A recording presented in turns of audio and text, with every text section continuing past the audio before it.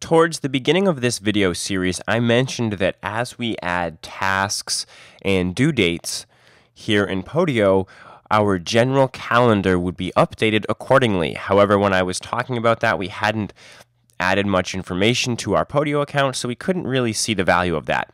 So now that we've gone through adding workspaces and apps and items to apps, let's go ahead and let's take another look at our calendar, because we have some interesting things in there that weren't in there when we first started this video series.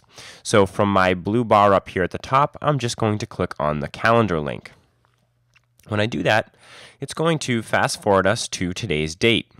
And today happens to be July 16th, and it just so happens that when I created this test project way back earlier in this video series, I made the due date Tuesday, July 16th. So we can see right now, test project is showing up in our calendar, and if I click on it, it's actually going to take me to that particular project, and when we look at the information, we can see that the due date was July 16th. So even though I didn't manually go into my Podio calendar and add this test project in there, all I did was specify the due date from within the app, and it automatically put it in my calendar for me.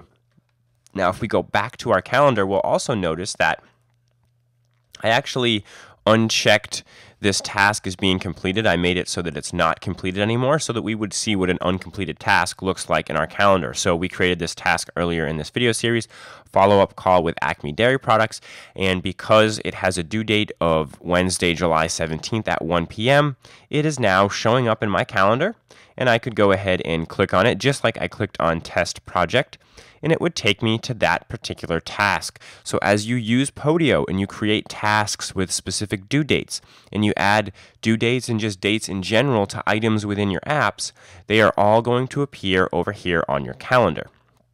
Now, just one last thing I'd like to mention before we move on to searching here in Podio, which is going to be talked about in the next video.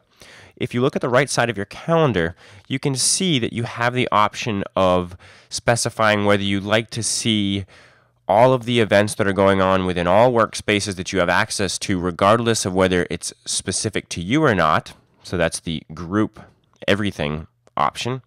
Or I could narrow this down a little bit to show everything going on in the workspaces that I'm a member of, everything that has to do with my tasks, my meetings, and app items that I'm referenced on. So this is going to be specific things.